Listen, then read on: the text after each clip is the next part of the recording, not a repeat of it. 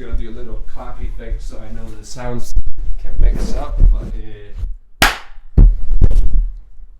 are we doing? Oh, why not? I mean, you know what you're doing. See? Have you figured out that I'm an actor in this conversation yet? You're always an actor in my mind, even when you're not. Thank you. It's a pleasure. I'm gonna take that as a compliment. Hi, Jules. Hi. Thank you so much for taking the time out of your busy schedule. I think it's an honour for you because you live right next to the stadium and there's a football match on. So if you are not done in the next 30 minutes, I'm out of here. Okay. I will never get back. Okay. I mean, we could always just cook something and keep you. We could do. But anyway, but thank you for inviting me. Yes. I mean, this is wild because we talked about this a little bit, but you gave me my first TV job. I know, I'd forgotten that until you mentioned it again recently. Have you actually? Yeah, was that the day that you were there just cleaning up the rubbish, or? Yeah, exactly. You know, I just came in, did a bit of cleaning. Your first acting job on TV. Yes. And what was that?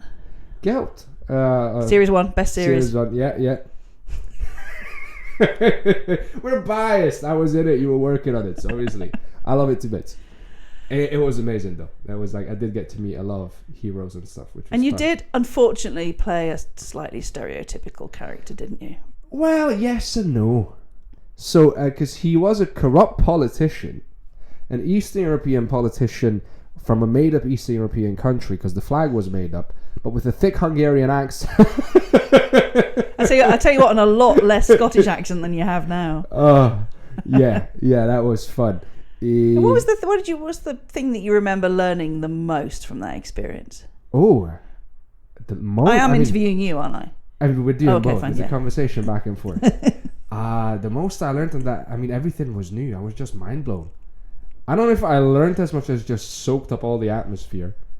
And then I tell you actually, and I wanted to ask you about this because I'll tell you from my end, the story was I had one photo up on Spotlight. I got a text from Spotlight to check my emails. I checked my email saying someone wants to audition you. Would you like to accept? I was like, yeah.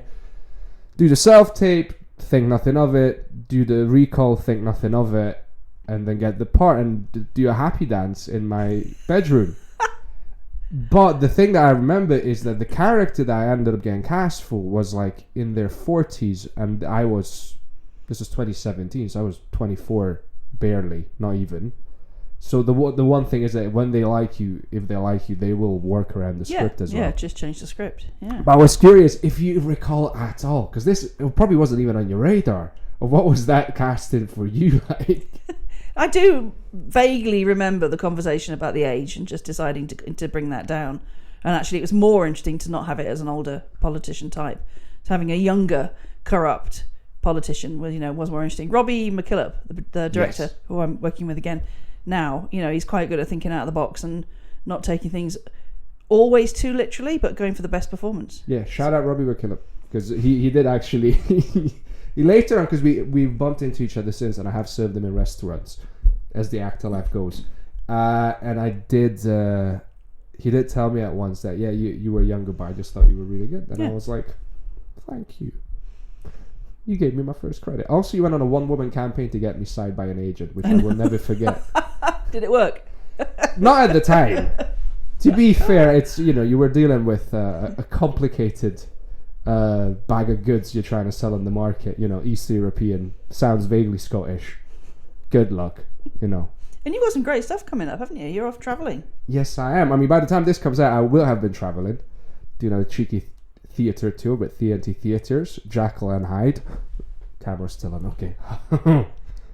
It's funny because I'm off to see one of the two lead actors from Guilt, who you sat opposite in that scene. I'm off to see him on stage. He's gone back on stage, Mr. Mark Bonnar. Is he back on stage? He's in The Little Foxes at the Young Vic. Oh, class, okay. I'm going at the end of December with some friends to see him. Oh, that's nice. See, you're all heading back to the stage. I mean, you go where the work is. But my favourite memory of Mark Bonnar, I'll tell you that much, is when we had the first screening or something at Everyman Cinemas downstairs. And then we went to Cat House. Oh, yeah, oh my God, I've still got that video. Do you know who was there as well? Tessa Buchanan. Is that I don't know if she's got a married name now, but she sent me a picture of her. She went as well. I did a French exit and left you guys to it, and then got videos of you guys, going wild on the dance floor. Yeah, so I'm working with her at the moment. She's a development executive, but she was also recalling the Cat House days. Yeah, no. I need to make sure I haven't deleted that footage from any of my phones, because I'm just transferring everything right now. But I have him going absolutely wild on Bon Jovi. Yeah. I think I've got a copy of it if you've lost it. Right, well, this is actually about you, surprisingly. Instead of the act taking up all the space. They always do, Silas. They always do. It's what we do. However, so I had a cheeky IMDb search. And you've done a lot. I'm old. I didn't say that. I said you've done a lot. My playing age is 24 to 40, but exactly. I'm 56. Yeah. Exactly. A lot of people surprisingly just really pull it off. It's something about the accent and the energy you bring. But so 91, Baywatch. Yeah. UCLA. Did you not know I worked on Baywatch? You have mentioned it, but I just put numbers to fact, events. Yep. And yeah, I don't know which season of Baywatch that was. Was it season 2 or 3? That was the season that Pamela joined. So when they did the Baywatch movie a few years back? Yeah. The storyline of that. Rock. Yeah, the storyline of that was the script from the series that I was the runner on. So it was the whole the new surfer boy, whatever. But it was Pamela's very first series. Did they reuse the script? Yeah. Or kind of like updated it? Updated it, yeah. Okay. So she was brand new to the series. And it's when the first series after it was cancelled by the American TV networks, and it was brought back through syndication, through international co-production funding, which was from Germany and the UK. So it was the first series of that. But yeah, it's a funny experience. I was a runner. I was driving rushes around in a car and photocopying, and look at you now, standing on the beach watching everybody, get poisoning from the water. Is there a major difference? Oh God, really? Yeah. Oh yeah, Santa Monica's terrible. Well, it was then. Probably less so now. I was going to ask, the first question that popped into my head was, is there a major difference between working on an American style set and a British style set? Not really. No? No. I mean, that was wasn't the first set I'd been on, but when I was out there, I won a scholarship. So I went out there, I was at UCLA Film School, and I realised that rather than having to do courses all the time to validate my sort of student visa, I could do internships and still get the points, because the courses didn't count towards my master's. Right. So I did several internships. So Baywatch was one of them. But those were the first times I'd ever been on a TV set. Even I'd done a 4-year degree at Stirling University in film and media. It's not like now where everyone's got equipment. Everyone's got you just didn't. It was all theory in those days. So I think my first actual standing on a set was a show called Erie, Indiana. Right. So I don't know if that's still on the web. You picking me up enough? Yeah. You're all good. I can always adjust it. Yeah. So it looking back, it's not that different. A set's a set's a set. Okay. I mean, there's so many things I want to ask you about because you're not old. You just have a lot of experience. But in the past 20-something years, you've actively worked on making sets more welcoming, the anti-bullying campaigns and things like that, and just making the culture just a lot more accessible and healthier. Yeah, making a safer, fairer workplace is really what we try and do. I've been trying to do, and on Guilt, you weren't there on the day, were you? On Guilt, when you brought in the petting zoo day. No, I was not there for that one. Oh, do you know that is such? It's my trademark now. Every job since Guilt was the first time it happened, and there's a longer story behind it that I won't go into. As to why that happened, but now bringing just a petting zoo onto unit base, which is, as you know, where all the kind of trucks and all the sort of preparations done before people go on set. Just watching people's mental health just settle, any stress just dissipate. For that hour that you're with the animals, but it has a longer term effect. So looking at just small things that can make a big difference in how people feel they're being treated at work. It's not about finding work fun. It's about keeping work safe and making sure that you've got a good, work-life balance. Hopefully it's fun as well, but it is a job, and it's not always easy. Yeah, of course. And I think, fun and health there's frequent overlaps, because if you're miserable at some point, your health goes down as well. I'm sure. I think the cat house is a bit too far for fun, but you know. Well, that was more of a end of the line type of activity. But we did all sorts on Guilt. Actually, it was a great crew. We had an egg painting competition for Easter. We had the petting zoo. We had all sorts of like really fun things, and a real openness from the start that if anybody had any reason to need time off for everything from a doctor's appointment to fluctuating poor mental health or wanting to support a child who's going through their exams, taking their car for an MOT, anything that everyone felt totally able to ask for that time off, and we would do it when we could. There may be occasions when we couldn't. Yeah, of course. And that's so important. Yeah. Absolutely. Because even actors are replaceable. Who knew? I mean, I wasn't going to go there, but Kevin Spacey found out the hard way. Just the top of my head is, it wasn't a Ridley Scott film.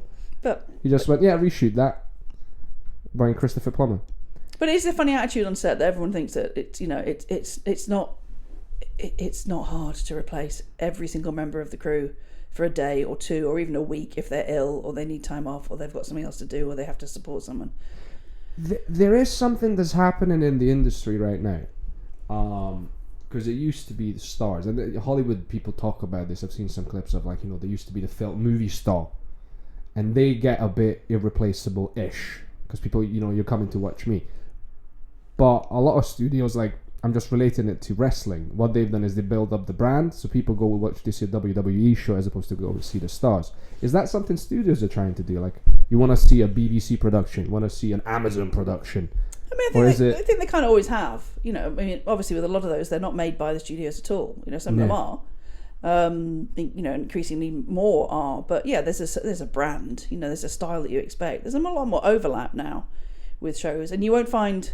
So something that might have felt like a BBC series now might be on ITV, because I think there's a lot more sort of experimenting and trying to be flexible for the audience. But in terms of actors, it's not a case of an actor will only be on a BBC show or will only be in Apple shows unless they've been contracted to do so. That's not really common. It's more common that it's writers and creators that are on sort of fixed first look deals. Okay. See, because again, you get an oversight that I simply wouldn't, of interacting and bringing in the people, picking the story, and then figuring out how to create it, and all those. I'm just tell me more. No, I'm not giving I'm a tricks geek. Away. No, not the tricks, obviously, but there was something I was specifically going to ask about. Somebody. So this was a comedian who's gonna be unnamed for now, but they were kind of saying that at the moment TV seems to be on the down and streaming is very much coming up.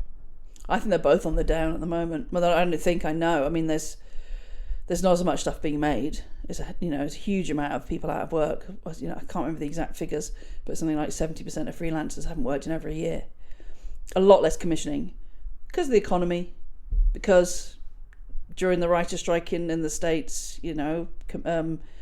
a lot of streamers and stuff realised that it wasn't affecting their subscriptions, so why make as much stuff? Right. Because of the effects of the writers and actor strikes. But it's mainly the economy. When crew say to me, why are budgets so low, I just ask them how much it was for their weekly Tesco shop, or to fill their car with fuel, or to pay their energy bills. Things are expensive now. And people have to make choices, obviously, and something's got to go. Yep. And never the petting zoo. Never goes. The petting zoo is to stay. Although this is the state of the economy, I did research getting 2 reindeer to unit base before Christmas, but they were £800 and that because of the state of the economy. I couldn't do that. If it'd been 300, I might have done it, but I couldn't pay £800 for 2 reindeer for an hour. Fly to Lapland. I would have, if I could have eaten them afterwards, I would have paid the money, but but it was just a bit dear. Hang on, you're the comedian. What am I doing? No, I'm just laughing because I'm like, oh, so this is becoming a Joe Rogan thing now. We're hunting the elk. Did you know, though, I discovered recently that female reindeers keep their antlers in winter and male reindeer don't. So when you see a picture of Santa's sleigh, that is all female reindeer pulling that sleigh. Just leave that with you. That can sit there. Okay. Women doing all the work. Look down the barrel of the camera. He'd know that. You know that, don't you? Michael You've seen the reindeer. Absolutely. Today's Michael is in civilian clothes because Alan makes an effort to dress him up in all sorts of hilarious ways. So how are you feeling about the state of the industry as an actor? Well, I'm an interesting case. Well, we know that, but how are you feeling about the state of the industry as an actor? No, I'm trying to figure out because, like, so I've got that sort of the heritage thing, and I have slightly stepped away from it because it's great. It's a USP, but it also boxes you in a little bit, and I don't sound like it. So right now things are happening with the new stage name. You know, I'm doing the theatre tour, and I'm not playing a single criminal or Eastern European pimp. What is your stage name? My stage name is Silas Shaw. So I took out the subwitch because it was, and I don't put it down to like racism. I put it down to people are stressed. They got shit to do, and if you got 500 people submitted for a character called James, the East European surnames are gonna go to the bottom of that pile. And you got that tip from another actor from Guilt, didn't you? Yes, I did. I had a lovely conversation with, although I don't know if he likes to be mentioned because he is quite private. But you know what, Nufa Salam. If I'll ask him, if I need to cut it out, I will. He fascinatingly did the same thing, and he's back to his original name now, and he's making a killing down in London, and he's been in Andor, the Star Wars series. Back on stage in Macbeth at the moment with Moyo Akande, who was also in Guilt, and Jatinder Singh Randhawa, who was a guest on this podcast. But it's a fantastic cast. It's a great show. I wish I could have seen it again, but it finishes before I get back to London. But I saw it last year on my birthday, so I met the cast afterwards with Cal McInch and also shout out Moyo because she's been an absolute angel. She's great. Just very helpful when I needed tips. Good gang. Yeah, no, that. Yeah, so the industry's changing. It is changing. It's harder now. But to answer your question of the changes, I've been dipping my toes into the European stuff. So obviously the theatre tour, we'll see what happens there. I'm working on extension for that. But even like with stand-up, I realized I love doing stand-up.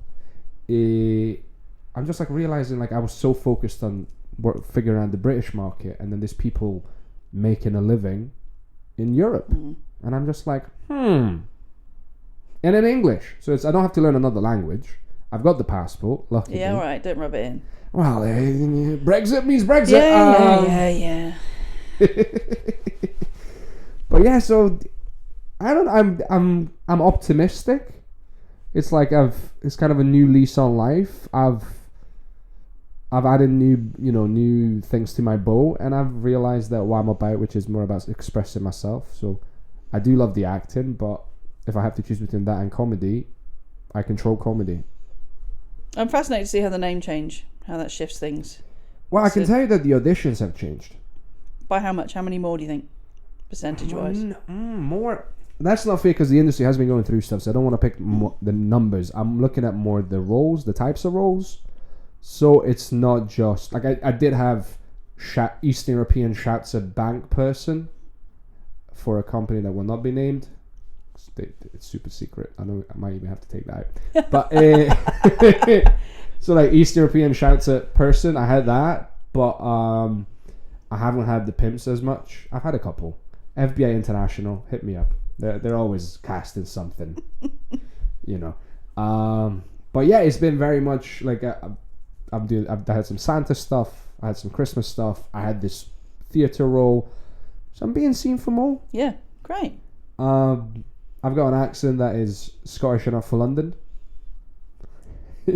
And I was told in Europe that my Scottish accent was too thick, and I was like, X fucking cute. It was an American that told me, so I was like, well.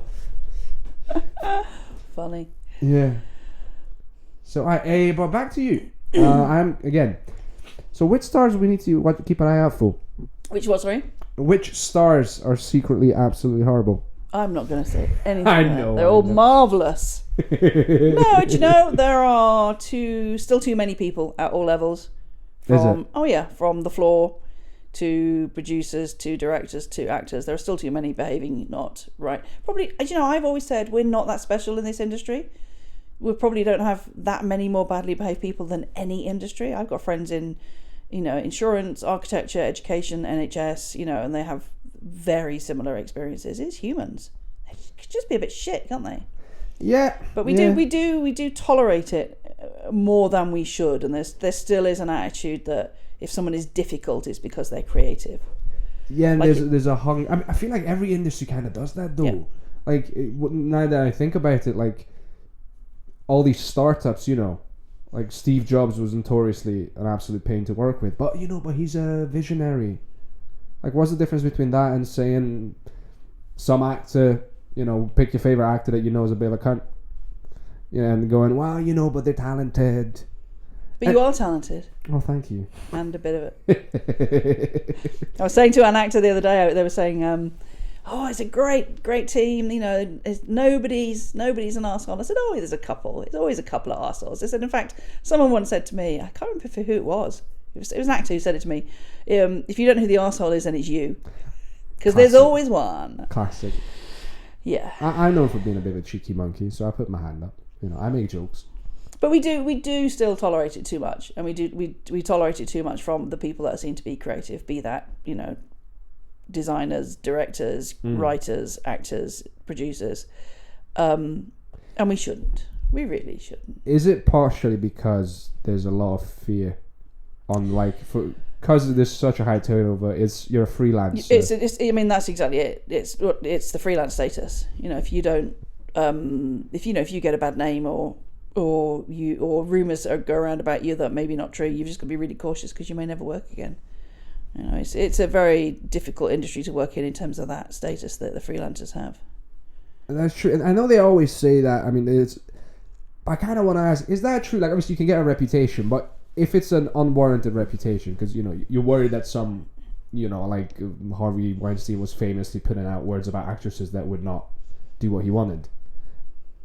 But does your work not speak for itself? And how much is that genuinely a problem? Or it can be there. I've had many situations where I've called for references on people, and the reference has been so negative. I've then gone and asked, I'll always ask 3 different people, and got completely the opposite. And you just know there's a personality thing, or somebody's. I got a really bad reference for a job once from as a line producer because I'd called the producer to account on something. So because I'd stood up to this producer, they then gave bad references to me for the next 3 jobs. Those sort of things happen. Didn't stop me. I was still offered the jobs, but because that was one weird reference out of others. I've had directors who've again stood up to problems on a job, and they've had terrible references for years afterwards. It's it's unfair, and people they're not honest in their references necessarily. I am horribly, brutally honest in references. Yeah, some people do the thing of it's a pal, so I'm gonna do him a favour, so I might beg them up unwarrantedly. But you've also got to take into account that every situation is different. I'll always give benefit of the doubt. Somebody may say about a cast member or a crew member, they're really difficult to work with, they're aggressive or whatever. But you've got to bear in mind that there's always 2 people in every conversation or in every situation, and it could be a clash of personalities. So ask more people. I've had situations where terrible stories, and then you ask around and think, actually maybe the problem wasn't the person I'm getting the reference on, maybe the problem is the person that was giving that reference, or a conflict, or just a personality clash. So you've got to just treat people like people and be sensible about it. Oh, that's good to know that people, because when you're at my level as an actor, that little voice of oh no, I will never work in this town again, the classic is there, but it's good to know that people are actually sensible. I once had someone say to me, a person above me. Start again. I once had a superior. What's it called? Yeah. Anyway, so I once had a situation where someone above me in the hierarchy didn't like me calling them to account and asking them to change their behaviour in relation to the crew, who said they would destroy me. They basically said, stop complaining about this or I will destroy you. Do you know they didn't? I'm still here. So, you just get some very strange behaviour sometimes, and it's stress. It's a very stressful job. You've also got to give people a little bit of leeway for give them time to go away and think about their behaviour, and give them time to apologise, and give them time to not do it again. Because some of the environments we work in terms of hours, in terms of the money, in terms of the conditions, are very stressful. Do people get unnecessary power trippy? Oh god, yeah. Not all, not many. I mean, I will destroy Some you. will. Kind of like, how much power do you think you really have? They had no power. It didn't happen. Oh god. But there are more good than bad. There are more, and people are getting so much better at realising, that with all the tools that are in place, like the Call It app that I'm involved in, with the film and TV charity, with PACT and all the work it does around working conditions in TV and film, people are realising that you don't get away with it anymore. You can't get away with it anymore. You can, but not as easily, and not as many people can get away with it as they could in the 80s. For the better or worse, with social media and everybody talking to everybody all the time. Yeah. It's gonna come out. Yeah. So we are getting better. Oh, that's good to know. That behaviour that we had from you 5 years ago, we just wouldn't be allowed now. I'm sorry. I didn't realise it was against the rule to have 2 portions of haggis. I'm sorry. Nobody told me that. Also, again, I'm a working actor. I will eat. That was good catering on that job, actually. Oh, that was solid. I remember there was there not an iron brew pork belly? That's why there was an iron brew pork belly, glazed, iron brew glazed. God, I remember that now. Yeah? That was Mark Nye, wasn't it? His company. Yeah, really good. They're based in the north of England. They're not up here. You will know them better than I do. I always remember the caterers. Yeah. There was just so much new happening for me in those 2 days. It must have been quite a shock, actually. It's like, dream come true type things. And I kind of want to tell you, was that something... At this point, you're kind of bored of celebrities and stars, but was there any moment when you went, huh? In what pinching sense? yourself going, I'm actually working with this person. Frequently, just even the other month, I got introduced by a friend of mine to someone who wanted to work with me on a project that we're now developing. And he wouldn't tell me who the person was for quite a long time. And it was Twiggy. Do you know who Twiggy is? No. You see. I'm going to leave it for the audience. You find out. Like an icon of British life and American life. I've worked with some great Helen Mirren, Barbara Windsor, Mark Bonnar. Some great people. Jamie Simmons. Silas Shaw. It's always nice to be mentioned in that category. and the ones you remember are the nice ones. Are the people that are just Sian Brock, who's in Blue Lights now, fantastic. She was in Guild. She was fantastic. It's just some brilliant people. Leanne Best, just really Gina McKee, some Rory Kinnear. So many people I've worked with who are just. What's nice is to walk away thinking they are really decent people. They're bloody good actors. They're well known and they're decent people. And the trick is, I remember when I was working with Helen Mirren on Catherine the Great for many months, one of the execs who'd known her for a long time came up to me halfway through the job and said, how do you do it, Jules? I said, how do I do what? She said, how are you so calm when you're speaking to Helen? I said, because she's just a person. So I very much treat, no matter how famous somebody is, they are just a person. They get the same level of respect as, a cleaner, a driver, a runner, a DOP, and I expect to be given the same amount of respect as I'm giving them. And actually, when you treat some of these big stars like real people, they really prefer it. Oh, I mean, I'm glad to hear that. I've only interacted with some in the rest. I mean, some on set, some on restaurants.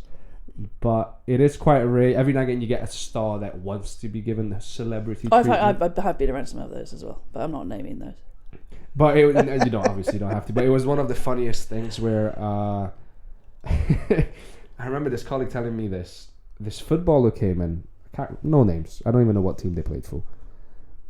But they had no interest in football. So the guy was being served and it was like, hi, just completely treating them as a civilian. And the guy was like, do you know who I am? I was like, no. Well, they're good for you. And they got like proper bitchy about it. Because they were like, what? And didn't tip. Really? Wow. Yeah. That's what I remember from that story. Like, aren't you happy already? You made a living. Like, how you can afford heat in this winter. Get fucking on with it. And I love the actors who really know that their whole career is down to their audience and respect their audience. Walking through the streets with Barbara Windsor of South London, on a lunch break, and every single person that shouted her name, she stopped and spoke to. Walking around the streets of Vilnius with Helen Mirren, and every single person that came out and wanted a selfie, she would speak to. Just showing respect to the people that have made their careers. Really, really important. I mean, yeah, I don't have to struggle with that yet. You'll get there. Time will tell. We're optimistic. But yeah, I mean that's an interesting problem to have, where you go, I'm trying to get on with my life, but also a big reason my life is what it is because you people are watching me. Yeah. So yeah. You don't think about that. So what are you doing for Christmas? For Christmas, I'm hanging out with my friend's family. I mean, this is going to come out after Christmas, so... I might be talking about Christmas 25. Oh, Christmas 2025. I can make this work for any time, you know. Time will tell. What are you doing Christmas 25? I don't know. I'm an actor. Start again. What did you do this Christmas? What did I do this Christmas? You don't know, you haven't done it yet. I had a lovely lunch with my friend from Rwanda, and I was the guest, and it was phenomenal. Did they cook? Yes. What did they cook? Something delicious. You can't remember. No, it was just... Meat or vegetables? I brought Romanian wine, and it's all a blur now. Do love a good Romanian wine. The Belgium where I had my birthday dinner the other night, they do very nice Romanian wines. I need to buy some from that shop that you know, actually. Are they bringing in the Romanian wines into Scottish shops? Oh, yeah, no, it's just a pub. They do a white and a red as a standard, bottle on there. So pubs are serving Romanian wine now? Yeah. Yes! You can get orange wine. You even get orange wine on menus. Orange wine? Which I first had in Romania. You've not had orange wine. Are you really Romanian? I might have had orange wine. It's the white wine where they leave the skin on, basically. So it's kind of urine coloured rather than white. Oh, okay. Like bad urine, like you've not drunk enough water urine. Whereas because white wine's a bit like urine coloured, isn't it? So orange wine's like someone who's not drunk enough water urine. That's good to know. Yeah, is that helpful? Yeah. That is. You know what? That's why you're a producer, because you see things. So you're visual. Now you made me realise it. I need to go to Transylvanian shop and buy some wine to take home. I should get some nice Romanian wine. Yes, Because I've worked in Romania. Yes, you have. Where did you work? I worked in Bucharest and up in your neck of the woods, Brajov, Sibiu, up that way, Sighișoara. Yeah. Oh my God, I got family. My cousin's family is from Sighișoara. Up that way. Yeah, a long time ago now. In fact, so one of the people that I worked with, I think she was in-house at the BBC, but we got her out to work in Romania because just to get her out of the office. A woman called Linda McCann, who lives I met her in Glasgow for dinner recently. Lovely woman. We've kept in touch. I mean, it's probably 15 years since we worked in Romania. And then the next day after I saw her, I met you, and I put a picture of you and I in the Transylvanian cafe, and she messaged back on Instagram going, "Oh my God, you're back in Romania." I said, "No, I'm in Govan Hill." it's a cafe in Govan Hill. As many people know, Romania comes to you. We're all abroad. It's quite funny. Yeah, so now I must go. They're open on a Sunday, aren't they? They're 7 days a week. Yeah. I don't know about the Christmas schedule though, but yeah. Is it Christmas? It's not, because this is going out after Christmas. This is coming out after Christmas. Oh, that's why you're the producer. Actors putting their foot in it again. Yep. Continuity fuck up. Yeah. How's the football doing? Because I can't be driving back during the football. Okay, I mean, I was going to ask you one last thing. No, you have to stop. Let me just check. They are... Oh, God, I can't tell. Right, it's still 1-0 because we haven't heard them cheer, have we? Yeah. It's full time. God, man. Well, now you have to just... I have to stay now for 15 minutes at least, because then the traffic will have gone. Oh, no. Yeah. I got you a present. Did you actually? Yeah. No, you did not. I did. Because I got you something I just left at home. What did you get me? Oh, no way! Oh, that is amazing. Oh, thank you. I only do quality merch. I don't do cheap merch. Oh, that is class. You can't see it, but well. You can take it out the bag. Yeah, here we go. Hang on. So the Yeti mug, completely unspillable as long as you remember to turn the top. Yeah. So my old chili mugs, they start. This is really bad advert for chilies. They start leaking after a while. This is amazing. Thank you. Yeah, and you can check inside. There's something inside as well. Oh God. Take the whole lid off, not just the little lid. Yeah. That's quite a nice drinking experience as well. It's got a nice mouth feel, that mug. Oh, that's a good mug. Now this will place when we recorded this, won't it? No, you did not. You can't beat a sprout. I love a sprout. There's probably just enough sprouts there for one person's Christmas lunch. No, you did not. That's okay. Well, on the way back, I will get you your present as well. So limited edition these. So you are one of the how many did I get? 40. One of the 40 people that will have them in the world. Put it on Insta. You'll get, because I had about 20 people like it. Obviously thinking that they would get one from me, but no. Oh, no, okay, no. okay. Well, thank you. Christmas. Jules. It is Christmas. It's Christmas next week. I know. By the time this comes out, it was Christmas at some point. By the time this episode who are you meeting next? Who are you interviewing next? Oh, I might interview a comedian friend. We'll see, because I've got one more interview to get in the bag before I go on the road, and I will be editing and releasing them on the road as well. Remind me when you're heading off. I'm heading off in the first week of January. So none of my actors will be back. You could have got one of them, but they won't be back. Damn. Oh well. But there was something I wanted to ask you since we got these extra 15 minutes. And they're not my actors. Sorry, I shouldn't have said that. So my hour. What do you say? If I say my actors, it just sounds really. One of the actors from my show. Forget that. Carry on. Yeah. We know what you meant with that. You know. Sounded really weird. Yeah.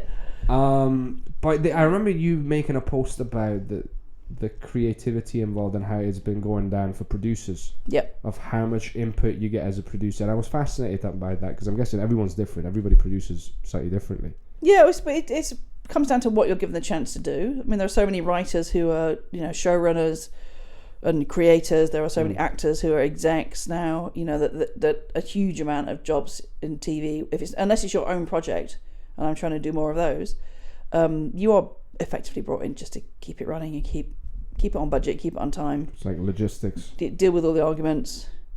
Yeah, take all the blame. So it's tough. You get good jobs, and I've been lucky to have some good jobs where my opinion does count. But they are few and far between these days. I think most of the ones I've done in recent years, I've been very, very lucky. I don't want to mess it up. Was it Ralph and Kate? Ralph and Katie. Ralph and Katie. Do you want to say it again? And take two. And no, but it was. I remember you being very passionate about Ralph and Katie. Yeah, great show. Just the director was a complete arsehole. God, Jordan Hogg. Sorry, not ginger.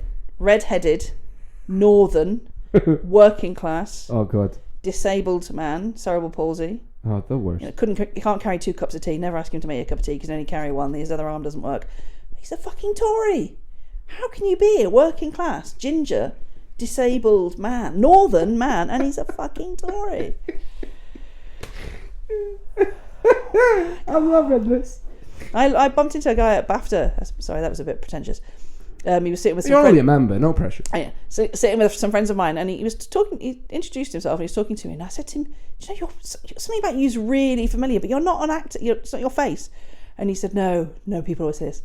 And then he did his spitting image Margaret Thatcher voice. It was Stephen Allen, who is now writing some great stuff, and it from the old spitting image days, which you might not know. But I got him. Is that with the puppets? Puppets.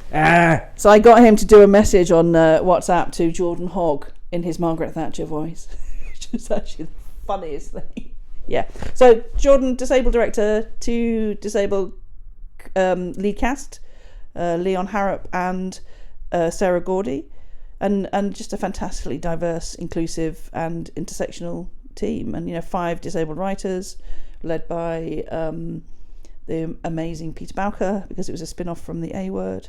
It was a good show. Tough, low budget, brilliant team at ITV Studios who supported us. Faiza Tovey just was awarded a big award at the Women in Film and TV for her production management support, which she was great. No, and it was a good, fun show. And episode 2, I am the postwoman in the opening sequence. So thank you very much. That should be on your IMDb. That will take you places. Oh my God, it should be on my IMDb. You're so right. That's going to take you. That's going to open some doors. I did point out to Leon Harrop, who was number 1 on the call sheet, that actually on that day, because I was the first actor in frame, that I was number 1. So I spent most of the day walking around to Leon going, "I'm number 1," and you go, "No, you're number 2." It's like this is not looking good. I hope there's a photo of you flipping off. Probably is somewhere.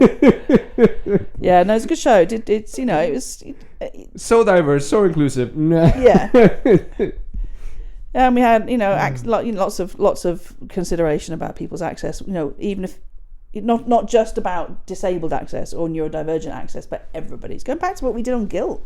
And actually, so much of this I learned from what we did on Guilt. Just asking people about their lives and being flexible for people's lives.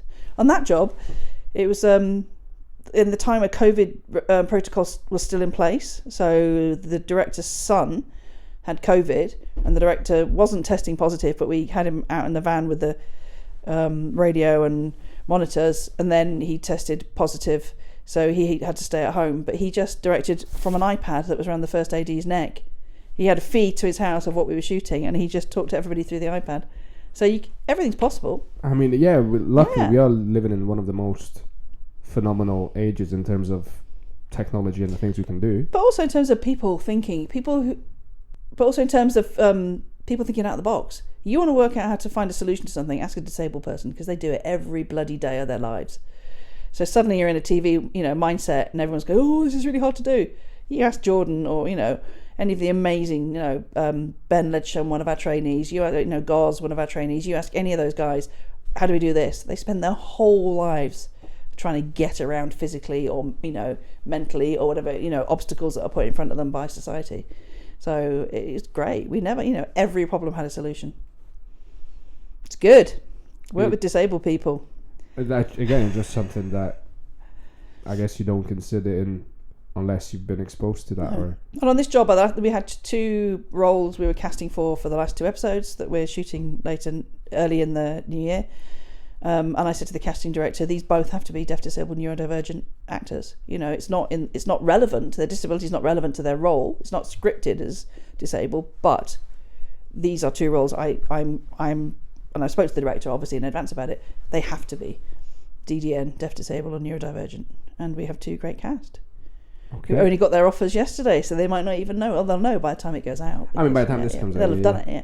I mean, I guess that kind of, I don't know how much you want to lean into, but right now the culture's kind of going through this back and forth and reacting and counter-reacting.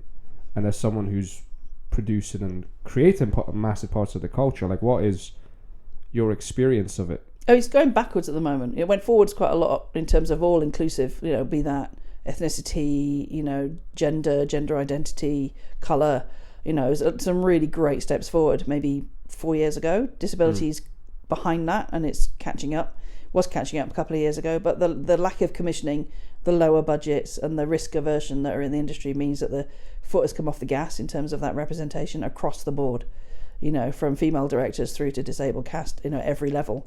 People aren't making as much as an effort as they were 2 years ago, because they just need to get it done for the money, and they don't want the hassle. But I would say that commissioners are being much more pushy about it. So when you fill in your form for your commissioning for Channel 4 or BBC or a British Film Institute film, you have to fill in whole sections about how you're going to be inclusive in terms of class, colour, disability, gender. You've got to be really clear what your goals are. But it's interesting because there aren't, the global majority percentage in Scotland is completely different from London. So you also have to be realistic within the world in which you're working. Yeah. Yeah. Yeah. I mean, it depends from region to region, I guess. Yeah, totally. And Guilt was great for that. I mean, the representation we had on Guilt was fantastic. Yeah, and it was a great story, and it wasn't something where people go, it wasn't something that, like, you weren't parading it. No, but the important thing about all of those people, they were Scottish. Moya, black woman, Scottish. Noof, Moroccan, Scottish actor. Who else did we have? We had. You have to cut all this meandering out. Why is his name completely? I can't forget. Are you thinking of Eamon? Thank you very much. How can I forget Eamon? You're not going to put that in. Eamon Elliott. Yeah. Were you there the day his dad turned up? To say, what a suave no, I don't man. think I met his dad. Actually, Noof's brother is very suave as well. Very nice man, Noof's brother. But all of these Scottish actors, just a massive range of family heritage or their own heritage. Just amazing. And then Mark Bonnar and Jamie Sivis. Yeah. They only carried the bloody thing, that's the easy. Once you know you're getting paid, that's the easy bit. But yeah, it's been interesting to see, because like there's a lot of vocal sort of action, sort of getting. As someone who's like as an immigrant, sometimes I feel like, oh, that's great, okay, we getting represented. Sometimes I do feel a bit paraded about. A tick box. Yeah, but it's almost like, look at him. Look how diverse he is. Look. And you're like, yeah, but like, you haven't heard me open my mouth. I might say some horrific shit. Yeah, you want to do it on your merit. You want to be there on your merit, not just on your how you look away from. Yeah, and that is the interesting one, because the culture, I've just noticed that the people are pointing fingers back and forth, and everyone finds a couple of examples of what they hate about the other side, but then they're not actually acknowledging the valid points the other one's making. Yeah. Again, human nature. Yeah. Humans are shits. Yeah, we're the best and the worst. Penguins. You know, you got to just be a penguin. Yeah. I mean, I actually got a comedy bit that I'm recently working on about. I find out a lot of horrific facts about animals. So my heart goes out to vegans, but now I've started finding things out about animals, and I'm like, just ragu. Just... I'll figure it out. It's an early bit. It has not been made yet. I'm just... I've got to come and see you do stand-up. I've not seen you do stand-up. Have you not? No. Wow. I have a few comedian friends, you know. You're not my only comedian friend. Oh, God. I thought I was unique. Ria Lena, I've known for about 7 years now. Of course, yeah. So she's doing good. Need to get her up. I think she's up. I'm trying to get her up to do the stand at least while I'm here, so we can do a little group trip out. Oh, she'll probably do the stand. Yeah. I mean, she's been touring the UK. I'm sure she'll be killing it. Yeah, she has been. What's she doing recently? Oh, she was up here doing the Breaking the News. Oh, podcast. yeah, you're right. Yeah. You are right. I have seen her on that. Well, I've seen a clip of it. Yeah. Actor doesn't have a telly. What can I say? Oh, it's not your flat, is it? It's not your telly. No. Well, okay. Are you okay for time? Do you need to? Yeah, I'm just listening to football noise. It is oddly quiet, but they won. They have won, and they've full-time. I don't understand football. Full-time means it's finished, doesn't it, completely, and they're not going into all those penalty shits. Yeah, 1-0. Yeah, they have won then. Rangers versus Dundee. Dundee, I believe, is the favourite football team of Neil Forsyth, who wrote Guilt. Oh yeah, because he did wrote a lot of stuff about that. Did he not write Bob Servant Bob? Yes, Bob Servant? He did. He did indeed. And he's also written the heist, the gold thing. The gold, yes. Yeah, there you go. Shout out Neil Forsyth. Thanks for giving me my first TV job. He didn't give it to you. He didn't cast you. I'm sorry. Well, he's the one that wrote The Bloody Man is 50 Years Old. Actually, yeah. What's that all about, Neil? Nothing to do with it. What's that all about? 50-year-old East European criminal. Casting director Caroline Stewart, great Scottish casting director. Oh yeah, she's great. She works with Carleen still, I think, isn't she? Crawford. Caroline is an amazing woman. Really good. I remember having a conversation with her where she was like, she was actually quite anxious talking to all these people. I was just like, it's not just go fucking talk to them. You know, I was just like, she was like, hi, just very polite. She's great. Yeah. Oh. She's probably better at remembering actors' names than I am. How can I sit thinking, Eamon? How can I forget Eamon's name? You know, there's actors. It's my age. Told you. Come right back to the beginning of what we started. It's my age. So yeah, plans. What are your plans for tomorrow? Plans for tomorrow? I'm working tomorrow. Are you? Yeah. Back in the restaurant. How about you? I'm going to try and visit my aunt, who hopefully has got into hospital. She was still waiting for an ambulance many, many hours ago. So I'll try and catch up on that. The car, I get the train back tomorrow at 4-ish. So I've got to take the work hire car back. But I've got half a tank of petrol that I don't want to give back to them. So I'll have to go and visit somebody tomorrow just to use up the petrol. Oh no. That's not very eco, is it? Half a tank. I mean, you can always just drive up to Lust or something. See the sights. I've been at Lust for the last bloody week filming. I'm not going back to Lust. Oh, have you? Yeah, we've been filming at Lust. Spoilers. Oh yeah, because you did a sauna. Yeah. So the reason we've just offered a role to one of the actors. I was saying we had these 2 roles, and it was interesting because I knew that this guy, he's a friend. I've not worked with him before. I knew that he'd read for the role because I put an Instagram picture of Loch Lomond up, and he put in a message on Instagram, direct message. Hopefully, I'll see it if I'm booked. And I was sitting there for like days thinking, what does he mean? And then I thought, oh, he's auditioned. He's been auditioned for one of the roles. Oh. So I did say to him, because he has been offered the role actually. When there's people I know in the mix, I step back. That he has been cast, and I did say to him that now it makes sense. I was thinking, what's he talking about when he's booked?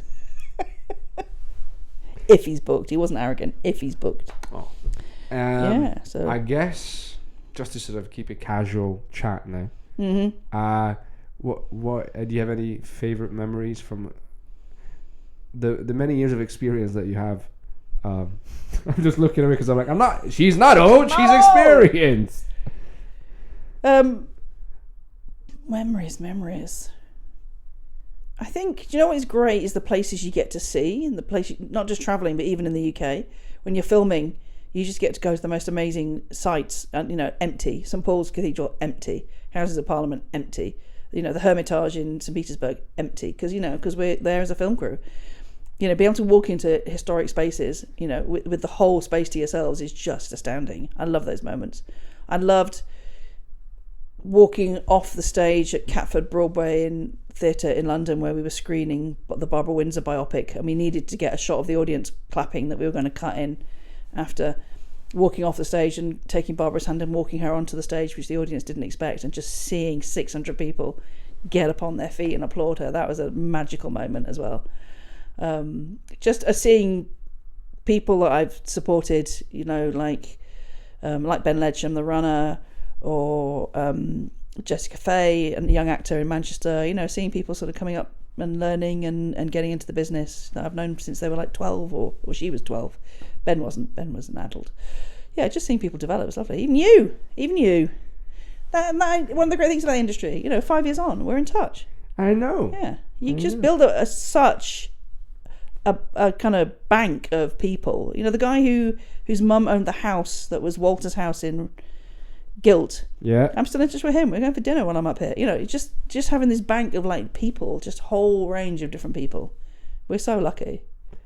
That's what they call networking in the business. It is. And I love chatting to people. Just being pals with people and just having these beautiful connections. Somebody recently suggested that my next tattoo should be in Latin, and it should be "once met, never forgotten." Which might well be, if anyone knows Latin, or maybe Romanian. What's that in Romanian? What would that be in Romanian? I mean, I would just say de neuitat, which means unforgettable. Yeah.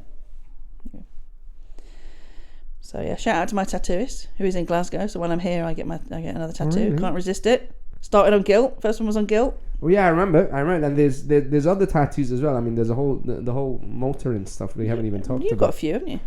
Yeah, I mean, I had a big plan of getting a big one, but then I was like, I'm trying to get cast still. That's expensive. Oh yeah. You got to be really careful as an actor to have too many tattoos. Yeah, well, you have to be like get to Tom Hardy's level before you can be covered and stuff, and then people spend hours doing your makeup. Yeah, but they're still not happy having to do that. Yeah, but they get paid. They're creating jobs, I tell you. Alright, so I've got to decide what to have for dinner tonight, because I'm not going to buy any food in for the house, because I'm heading back south for a week. So I don't know, where should I go? What's your favourite restaurant? Not the one you work at. Oh. You can't mention that. I have an idea. Yep. I'll tell you after. How do you feel about Lebanese food? Don't quite like Lebanese. You're going to point me to a Lebanese? We can go right now. I'm not hungry yet, though. Right, carry on talking then. I've got to go. I've actually got a little bit of work, and I'm going to... Do you know, I might go to Ranjit's Kitchen. Okay. Because I've got a voucher. Okay. Yeah. Not that I'm trying to get away from you, but I do need to start wrapping up some things for... That sounds like Christmassy, like getting my shit together for travelling back tomorrow. I mean, if you're really hungry, I've got a couple of really healthy... Yay, sprouts! I once made sprout kimchi for Christmas. Is that not what kimchi is? Kimchi's cabbage. It's cabbage, but it's it's Chinese cabbage, so more like lettucey cabbage. Okay. Yeah. How many sprouts have you got? It's full. It's full of sprouts. They seem to have sprouted. I love a sprout. I do love a sprout. Sliced, cooked with your bacon. Yeah. Yeah, very good. Yeah, that was part of my British cultural sort of discovery. Sprouts. Yeah, there are many ways you can oven fry a sprout. There's only one. Oh dear. Oh, well, thank you so much for taking the time. It's a pleasure.